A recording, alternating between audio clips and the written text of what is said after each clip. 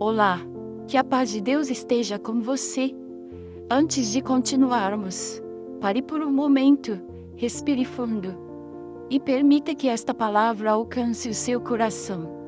Seja muito bem-vindo ao canal Deus Meu Refúgio Diário, um espaço onde todos os dias buscamos descanso, esperança e direção na palavra de Deus.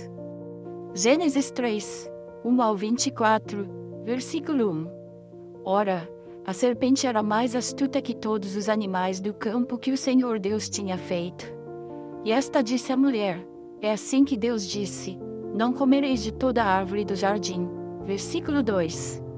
E disse a mulher à serpente: do fruto das árvores do jardim comeremos. Versículo 3. Mas do fruto da árvore que está no meio do jardim, disse Deus: não comereis dele, nem nele tocareis, para que não morrais. Versículo 4. Então a serpente disse à mulher: certamente não morrereis. Versículo 5. Porque Deus sabe que no dia em que dele comerdes se abrirão os vossos olhos, e sereis como Deus, sabendo o bem e o mal. Aqui começa algo muito sério, a dúvida. A serpente não nega a Deus diretamente, ela questiona. Foi isso mesmo que Deus disse? Parece simples, mas essa pergunta tem o poder de abalar a fé.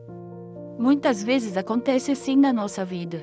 Deus fala, direciona, mas surgem pensamentos que nos fazem duvidar. A estratégia é sutil, distorcer a verdade e fazer parecer que Deus está escondendo algo bom. O perigo começa quando passamos a enxergar a obediência como perda, e não como proteção. A dúvida abre portas que não deveriam ser abertas.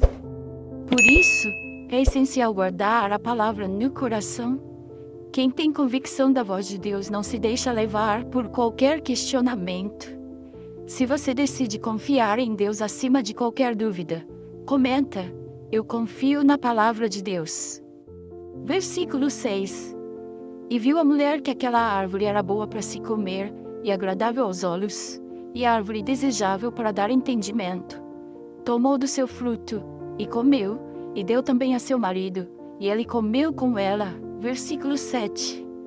Então foram abertos os olhos de ambos, e conheceram que estavam nus. E coseram folhas de figueira, e fizeram para si aventais.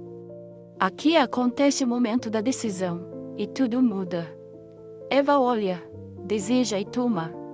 O texto mostra algo profundo, parecia bom, agradável e vantajoso. E é exatamente assim que muitas tentações surgem, não como algo ruim, mas como algo atraente. Nem tudo que parece bom vem de Deus. O processo é claro: primeiro o olhar, depois o desejo, e então a ação. Isso ainda acontece hoje. Quando não vigiamos o que vemos e alimentamos na mente, abrimos espaço para escolhas erradas. E então vêm as consequências. Os olhos se abrem, mas não como esperado. Em vez de poder, vem a vergonha. Aquilo que parecia crescimento trouxe exposição. Eles tentam se cobrir com folhas. Isso representa tentar esconder erros com soluções humanas. Mas folhas não resolvem o que só Deus pode curar. Deus não quer que você se esconda, Ele quer te restaurar. Se você reconhece que precisa de Deus acima de tudo, escreve aqui: eu preciso de ti, Deus. Versículo 8. E ouviram a voz do Senhor Deus, que passeava no jardim pela viração do dia. E esconderam-se Adão e sua mulher da presença do Senhor Deus, entre as árvores do jardim. Versículo 9. E chamou o Senhor Deus a Adão, e disse-lhe: onde estás? Versículo 10. E ele disse: ouvi a tua voz soar no jardim, e temi, porque estava nu, e escondi-me, depois do erro. Vem algo que até então não existia: o medo. Antes, a presença de Deus era alegria, comunhão, paz. Agora, se torna motivo de fuga. Adão e Eva se escondem. Isso revela o que o pecado faz. Ele não apenas afasta da vontade de Deus. Ele tenta afastar da presença de Deus, mas mesmo assim, Deus vem ao encontro e faz uma pergunta poderosa: onde estás? Deus não pergunta por falta de informação. Ele pergunta para gerar consciência. Quantas vezes fazemos o mesmo? Erramos e, em vez de correr para Deus, nos afastamos. Nos escondemos em pensamentos, distrações, silêncio. O medo entra onde antes havia intimidade. Mas Deus continua chamando. Ele não desistiu de Adão. E não desistiu de você. A pergunta ainda ecoa hoje. Onde você está? Não como acusação, mas como convite, você pode voltar. Você pode se aproximar novamente. Se hoje você decide não se esconder mais de Deus, escreve aqui: eis-me aqui, Senhor. Versículo 11. E Deus disse: quem te mostrou que estavas nu? Comeste tu da árvore de que te ordenei? Que não comesses. Versículo 12. Então disse Adão: a mulher que me deste por companheira, ela me deu da árvore, e comi.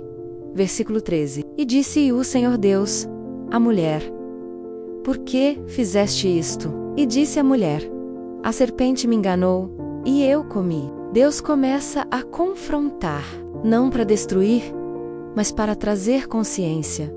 A pergunta é direta, mas cheia de propósito. E então, vemos algo muito comum até hoje.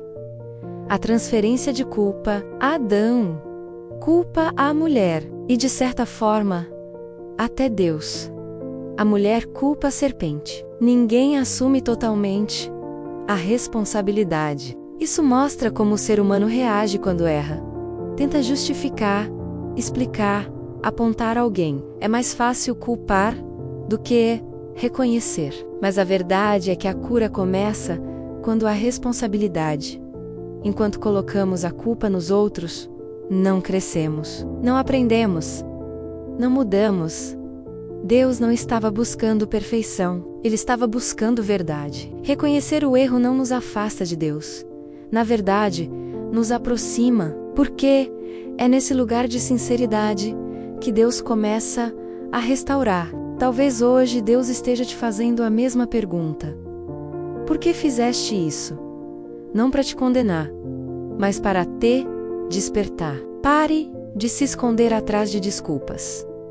Deus já sabe, Ele só quer que você reconheça. Se hoje você decide assumir e se render a Deus, comenta aqui: eu reconheço, Senhor. Versículo 14. Então o Senhor Deus disse à serpente: porquanto fizeste isto, maldita serás mais que toda a fera, e mais que todos os animais do campo. Sobre o teu ventre andarás, e pó comerás todos os dias da tua vida. Versículo 15. E porei inimizade entre ti e a mulher, e entre a tua semente e a sua semente. Esta te ferirá a cabeça, e tu lhe ferirás o calcanhar. Aqui vemos Deus trazendo justiça. A consequência chega, mas no meio disso, algo poderoso acontece. Uma promessa é liberada. Mesmo após o pecado, Deus já aponta para a vitória. Ele fala sobre a descendência da mulher que pisaria a cabeça da serpente. Isso é profundo, porque mostra que mesmo em meio à queda, Deus já estava preparando a redenção. O inimigo até pode ferir, mas não tem a palavra final. A cabeça da serpente seria ferida. Isso fala de derrota definitiva. Isso nos ensina que o erro não é o fim da história. Deus não termina no fracasso. Ele transforma. Talvez você esteja olhando para uma situação e pensando que tudo acabou, mas Deus mostra aqui que mesmo quando algo dá errado, Ele já tem um plano maior. O mal pode até tentar te atingir, mas não pode vencer aquilo que Deus já decidiu restaurar. Existe vitória preparada por Deus para você. Se você crê que Deus já garantiu a vitória sobre o mal, escreve: a vitória vem de Deus. Versículo 16. E a mulher disse: multiplicarei grandemente a tua dor e a tua conceição. Com dor darás à luz filhos, e o teu desejo será para o teu marido, e ele te dominará. Versículo 17. E Adão disse: Porquanto deste ouvidos a voz de tua mulher, e comeste da árvore de que te ordenei, dizendo: Não comerás dela, maldita é a terra, por causa de ti. Com dor comerás dela todos os dias da tua vida. Aqui vemos as consequências sendo direcionadas. Deus fala tanto com a mulher quanto com o homem, mostrando que toda escolha gera resultado. O pecado não ficou sem efeito. Ele trouxe dor, esforço, dificuldade. Aquilo que antes era leve, agora se torna pesado. Isso nos ensina uma verdade importante. Deus perdoa, mas as consequências, muitas vezes, permanecem como aprendizado. Adão deu ouvidos à voz errada. E isso também fala muito com a gente hoje. Estamos cercados de vozes, opiniões, influências, sentimentos, mas nem todas vêm de Deus. Ouvir a voz errada pode nos levar a decisões erradas. Por isso, é essencial discernir quem você tem escutado, o que tem guiado suas escolhas. Mesmo em meio às consequências, Deus não abandona. Ele continua presente, continua falando, continua conduzindo. As dificuldades não significam ausência de Deus. Muitas vezes são caminhos de crescimento. Se você decide hoje ouvir mais a voz de Deus do que qualquer outra, comenta aqui: eu escolho ouvir a Deus. Versículo 18. Espinhos e cardos também te produzirá, e comerás a erva do campo. Versículo 19. No suor do teu rosto comerás o teu pão, até que te tornes a terra, porque dela foste tomado. Porquanto és pó, e em pó te tornarás. Aqui Deus continua mostrando as consequências, e algo muda completamente. O caminho agora teria esforço, dor e desafios. Antes, tudo era provisão fácil. Agora, surgem espinhos, dificuldades, resistência. Isso representa muito a nossa realidade. Quantas vezes tentamos avançar e encontramos obstáculos? Quantas vezes algo simples se torna difícil? Mas mesmo aqui, há um ensinamento. O trabalho continua existindo.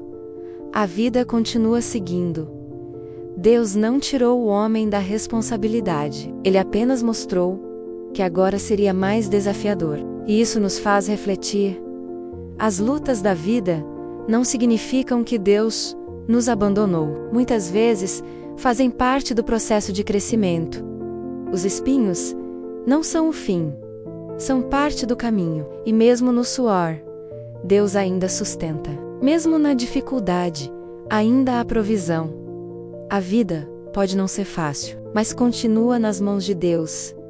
Se você está passando por um tempo difícil, mas decide continuar confiando, escreve aqui: mesmo na luta, eu confio. Versículo 20. E chamou Adão o nome de sua mulher Eva, porquanto era a mãe de todos os viventes. Versículo 21. E fez o Senhor Deus a Adão e a sua mulher túnicas de peles, e os vestiu. Mesmo depois de tudo o que aconteceu, Deus continua cuidando. Adão dá nome à sua mulher, Eva, mãe de todos os viventes. Isso é forte, porque mesmo após a queda, a vida continua. A história não acabou ali. E então vemos um dos atos mais marcantes. Deus faz roupas para eles. Antes, eles tentaram se cobrir com folhas, algo frágil, temporário. Mas agora, é o próprio Deus quem os veste. Isso revela algo profundo.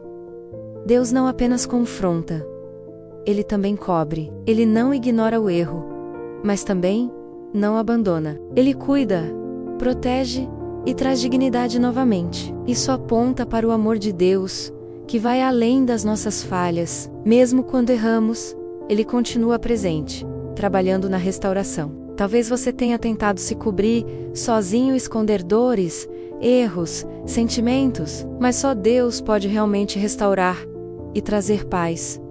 Deus ainda veste ainda cuida, ainda restaura. Se você precisa do cuidado e da restauração de Deus hoje, comenta aqui: Senhor, cuida de mim. Versículo 22. Então disse o Senhor Deus: Eis que o homem é como um de nós, sabendo o bem e o mal. Ora, para que não estenda a sua mão, e tome também da árvore da vida, e coma, e viva eternamente. Versículo 23. O Senhor Deus, pois, o lançou fora do jardim do Éden, para lavrar a terra de que fora tomado. Aqui vemos algo que, à primeira vista, pode parecer duro, mas carrega cuidado de Deus. Deus impede o homem de acessar a árvore da vida naquele estado. Isso não foi rejeição, foi proteção. Imagine viver eternamente em um estado de queda, dor e separação. Deus, em sua sabedoria, interrompe isso. Às vezes, aquilo que parece perda é livramento. Ser retirado do jardim não foi abandono, foi um novo começo. Mesmo que mais difícil, Deus ainda estava conduzindo a história. Quantas vezes não entendemos quando portas se fecham, quando algo não acontece, quando somos tirados de um lugar, mas Deus vê além, Ele sabe o que precisamos, mesmo quando não compreendemos. O não de Deus também é cuidado. Confie, nem tudo que você perde é derrota. Algumas coisas são proteção divina. Se você decide confiar mesmo quando não entende os caminhos de Deus, escreve aqui: Eu confio, mesmo sem entender. Versículo 24. E havendo lançado fora o homem, pôs querubins ao oriente do jardim do Éden, e uma espada inflamada, que andava ao redor, para guardar o caminho da árvore da vida. O capítulo termina com uma cena forte. O caminho do jardim agora está guardado. Há querubins a uma espada, há um limite. Mas mesmo aqui, existe um significado profundo. Deus continua no controle. O acesso foi impedido, não por rejeição, mas por propósito. Deus não perdeu o controle da história. Ele apenas mudou o caminho. O homem saiu do jardim, mas não saiu da presença de Deus. Isso é importante. Mesmo depois do erro, Deus não abandona. Ele continua guiando, protegendo e conduzindo o futuro. O caminho da árvore da vida foi guardado, mas não destruído. Isso aponta para algo maior.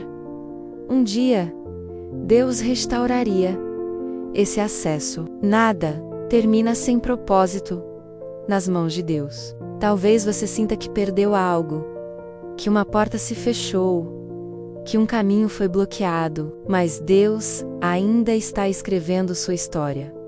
O final ainda não chegou. Confie. Deus sabe exatamente o que está fazendo. Se você decide confiar em Deus, mesmo quando portas se fecham, comenta aqui: Deus está no controle. Se essa palavra falou com você, compartilha com alguém que precisa ouvir isso hoje. E não se esqueça de se inscrever no canal Deus Meu Refúgio Diário, porque todos os dias temos uma palavra de fé para fortalecer o seu coração. Que Deus abençoe sua vida, sua casa e sua família. Até o próximo devocional.